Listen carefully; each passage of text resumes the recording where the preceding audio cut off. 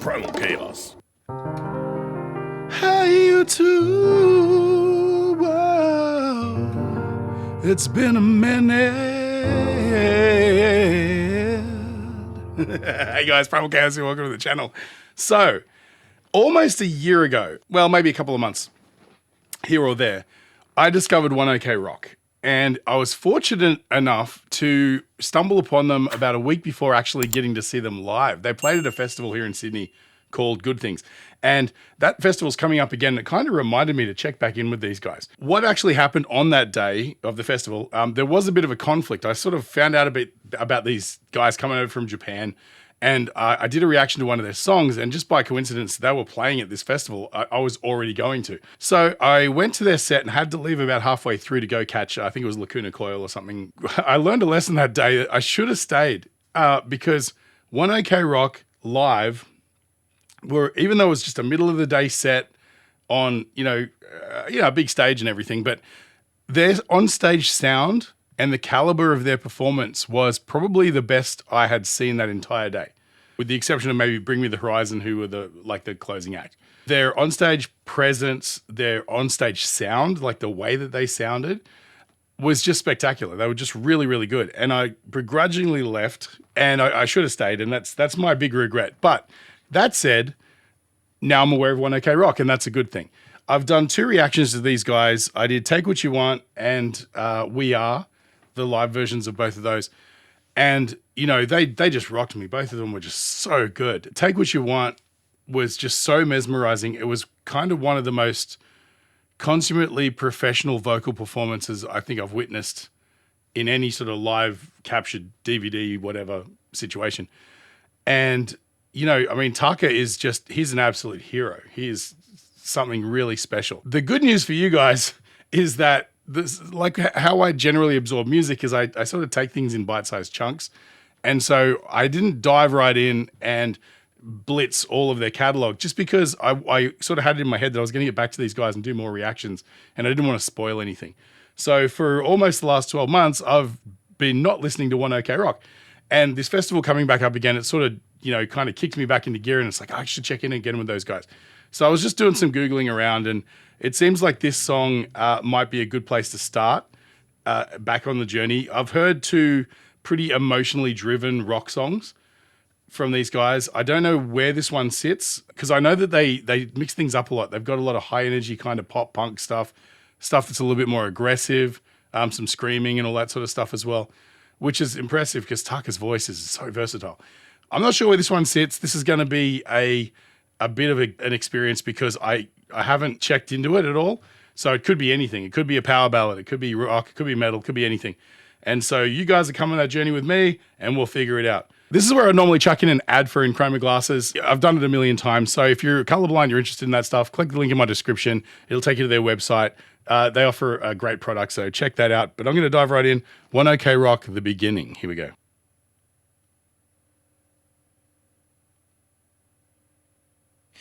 Just give me a reason to keep my heart beating. Don't worry, it's safe right here in my arms. As the world falls apart around us, all we can do is hold on, hold on. Take my hand. Nice.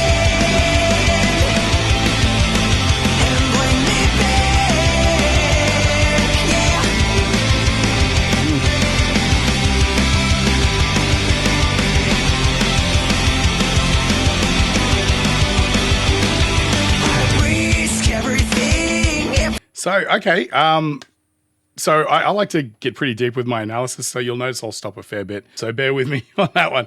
But man, so far I'm getting exactly what I expected from these guys. First of all, it's just a really striking intro. They go into essentially, like, I guess maybe it's a stripped down version of the chorus, maybe, right from the outset, which is great because it gives you the hook right up front. This is like a pop sort of and pop punk sort of trick that works beautifully for this sort of material, where you give them a taste of the hook right up front, and then you can sort of settle back into a verse after that. Because, verses are kind of where the meat of the you know, the lyricism comes in. But if you get through an introduction and then an entire verse before you get to the chorus, a lot of times people won't hold attention that long, which is great. Now, what I noticed is here, this is exactly when I think back to One OK Rock, what was so impressive about them is their ability to emote through music without the, you know, sense of there being intensely deep lyrics or anything like that, which I'm sure there is. More than anything, they can create these sonic canvases that are really uplifting or moody or emotional. And you can feel here.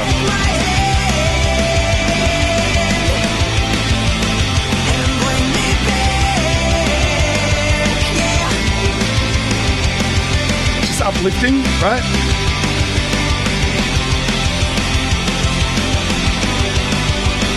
It's almost like they do these little ostinato parts in the guitar that are like, da-na-na-na-na-na, you know, just really positive major vibes. And it's cool because you got that pace and the aggression of like that pop punk sort of thing. But then there's like this layer of almost atmospheric stuff. And who's the guitar player? Is it Toru? He just has this ability to layer his parts in such a way that you get like so emotionally invested in what he's doing that it's almost like this song could be instrumental and it'd still be great. And then you've got the benefit of having a vocalist like Taka just coming in there and just crushing as well. So you can't really lose. Now, as we get more into this, we'll talk more about Ryota. Bear in mind, I'm Australian, terrible Japanese accent, but I'm assuming it's Ryota, like that. Ryota. Kill me in the comments, right? He's also very noteworthy in this band as well for his ability to really just sit on the pulse to get through, you know, a lot of the parts that are kind of just need to four on the floor rock. And then when it comes to these sort of bits, you'll hear him do these big uplifting sort of octave stretches and things like that. And it's, man, they just work so in sync. I'm going to go back to the start because I want to sort of get all that again.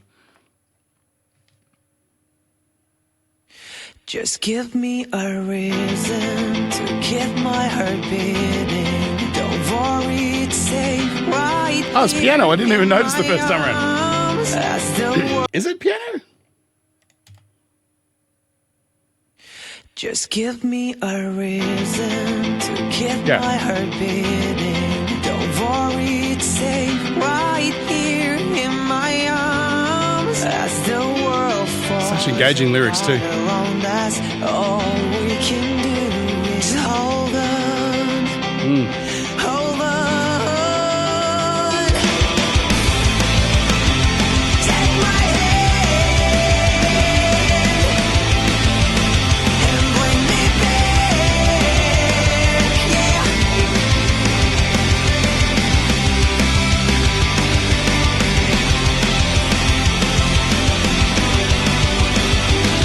I risk everything if it's for you. I whisper into the night, telling me it's not Solid drumming too. Really nice. give up. I've never stood up before this time. Demo usually This is that four on the floor rock rhythm I was talking about. So stand up, stand up. Just gotta keep it running. Wake up, wake up. Just tell me how we can never give up. Just tell me why, baby. That might call me crazy. We're saying I fight until there is no more. Yeah, see? Chorus right up front.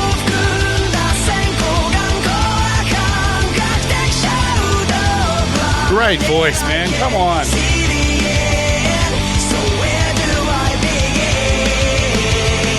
Okay, I'm going to go back and lead back into this bit. I feel like we're going into some sort of a bridge here. But just Taka's voice it's great sounding on its own. But when they sort of get to these bigger parts where they do a little bit of double tracking and stuff like that, which is, again, it's very typical of rock vocals. There's very rare you'll hear a singular vocal in a chorus. It's always layered, whether it's harmonies or sometimes they'll just take the main track in the middle and they'll redo the same performance a couple of times and sort of pull that way back so that it feels almost like it's a little bit more choral, but it still sounds like a single voice. It's tough to describe. It's one of those things you kind of get an ear for when you've done a bunch of recordings and you've done it a bunch of times.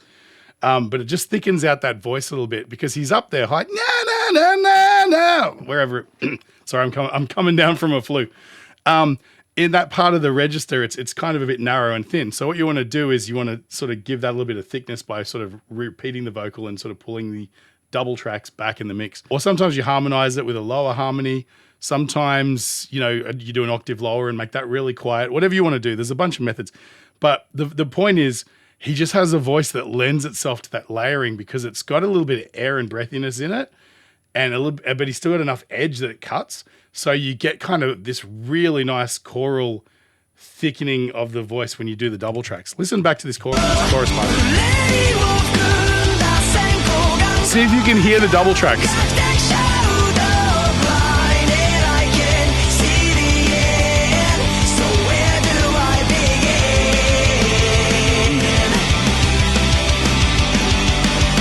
Great drummer, man. Wow.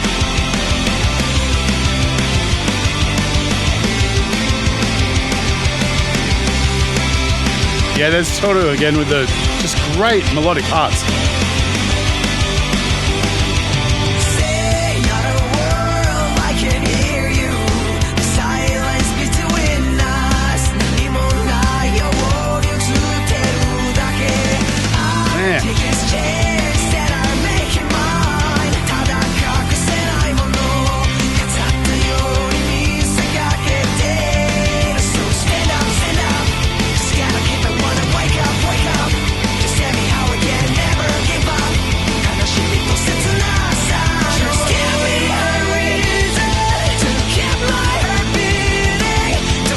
What a great hook.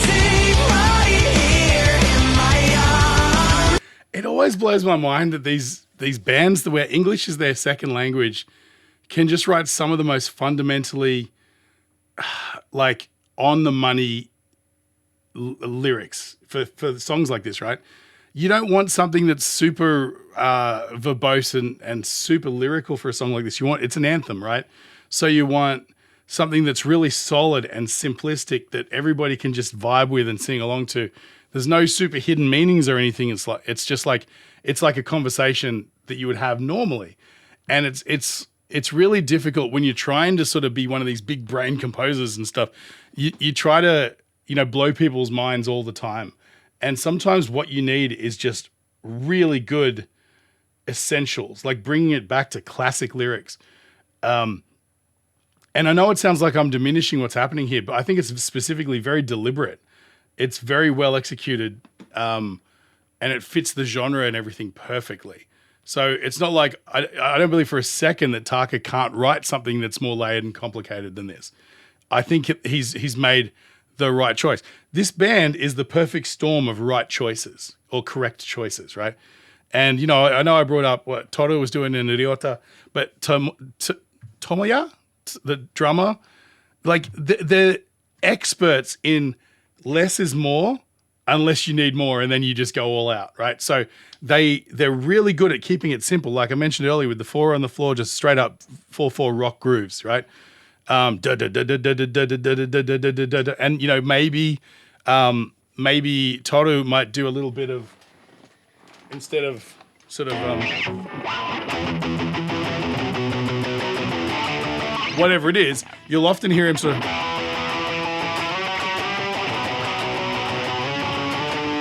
It's never as simple as just a 4-chord change. There's always some sort of an octave slide or something between to sort of just tweak your ear a little bit and just take away some of that simplicity. But it's never overplayed. It's never overly complicated. And then you got Tomoya doing the drums in a way that's like, again, he can just keep it super simple. But, through the verses and stuff, he's being very expressive. He's playing drum rhythms that are kind of, it almost feels improvised rather than, just keeping the beat. And, and you could sort of say the same thing for everybody in the band. Ryota, he's really adept at sort of keeping it simple, but then occasionally throwing in just some really musical flourishes. And it's never too much. It's always just enough. It's an exercise in proportion, right? And I think that's why these guys have an amazing live sound and have great compositions and everything, is they know when to shut up. They know when to do exactly what's necessary, and they know when to improvise and just be interesting, right? And dynamic. And that's not something you can say for every band. And I mean, okay, a lot of that could be producers and things like that as well. But I just feel like these guys have been around. It's real easy to forget that these dudes are have been around for a long time because they all look so young.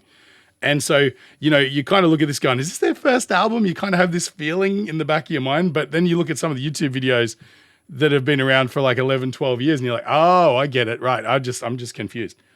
Man, I've babbled on. Let's go back.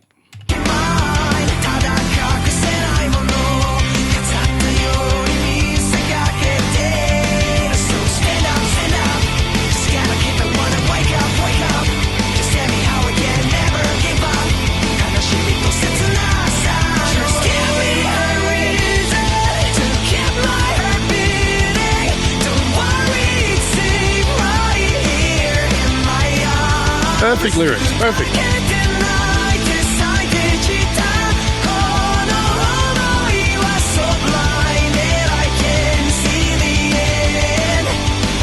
Actually, I just wanted to talk a little bit about that too.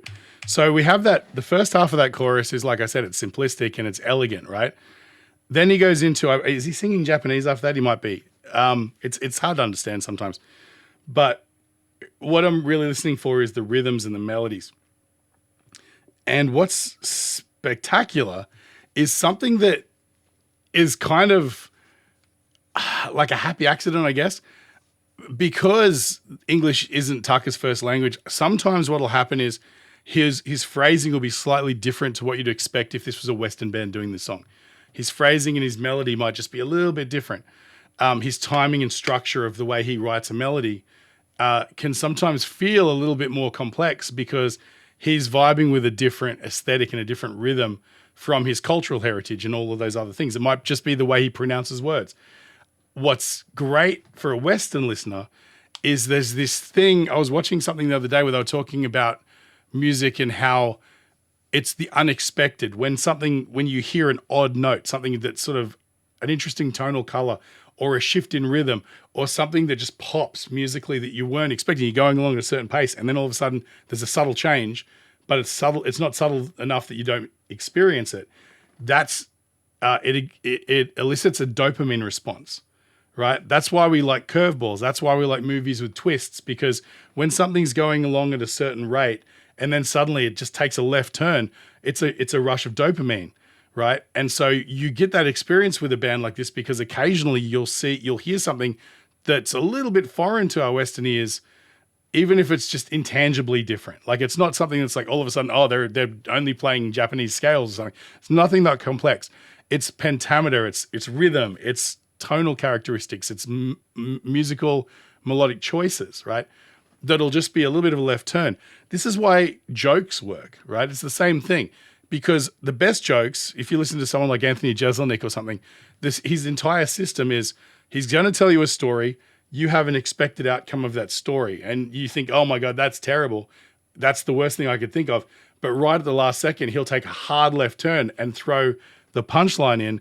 And it's not what you expected. So you can't help but get excited and hit, again, that dopamine rush.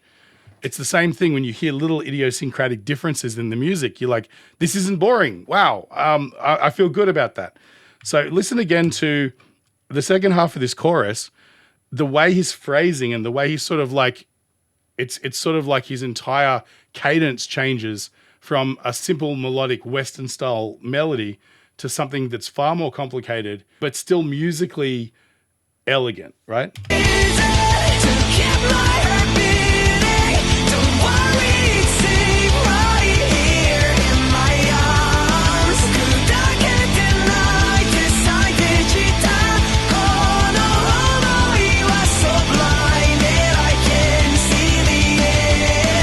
His timing is just so different. Listen to that.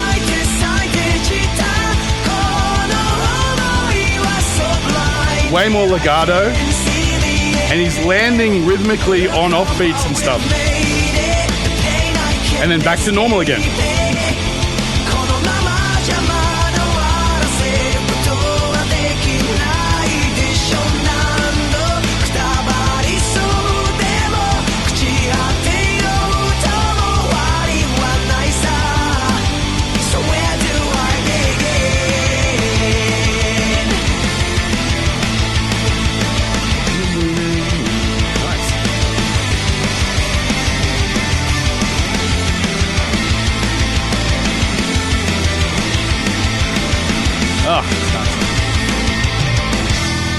That little section there has everything I was talking about earlier with the band. If you listen to the guitar parts, they're doing like these sort of this, I think it's kind of an ostinato, where it's like, da, na, na, na, na, na, and then the bass is following that, but then occasionally he'll just throw in this little flourish. And again, this is nothing new. It's not like no other band in the world does this. But for some reason, it's kind of noticeable with these guys because their sound is so clean and polished. You can hear every element really nicely. The mix is amazing as well. But you can just hear, again, they only embellish enough to make you notice, right?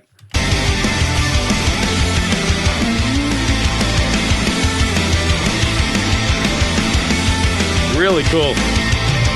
Yep.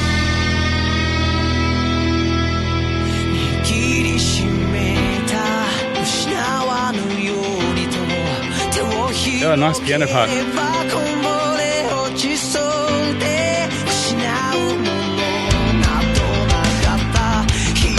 Oh, nice drum fill. Yeah.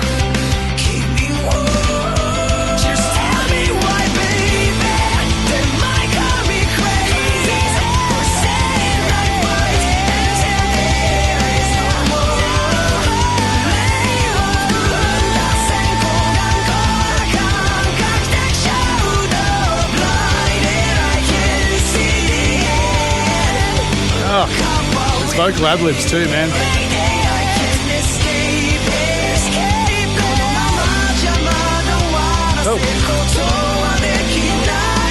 Oh, there we go. There's that dopamine hit. We've gone halftime.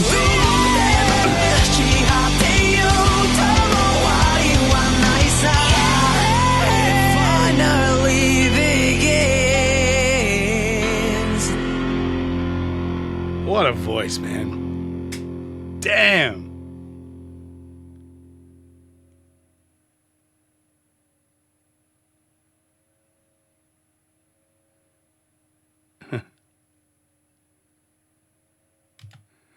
That was too cool. Right. Wow. I picked the right song. That was a lot of fun, man. They just know what they're doing, you know? And I don't know whether it's just me tricking myself into thinking, because again, I confuse them for being a much younger band. That's just the nature of like the way I see the world, I guess, from Western perspective. These guys look really young. And, you know, but they're seasoned and accomplished artists. And so I don't know whether what I'm experiencing is the fact that it's so surprising that they're so polished and so well put together and so mature in their composition, or, you know, is it because they appear young, or is it just that they're that good? And I think it might be just that they're that good.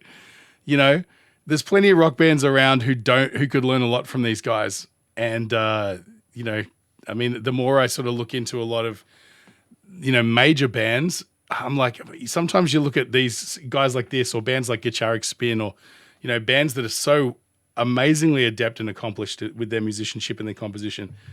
And you wonder how some of these Western bands are still touring, you know, and it's because they tick boxes for people, right? It's just the way that it is. Sometimes people just, they're just doing enough for the right audience. But man, you know, and like, I'm just in awe of these guys. I think that they just know what they're doing. They nail everything they do.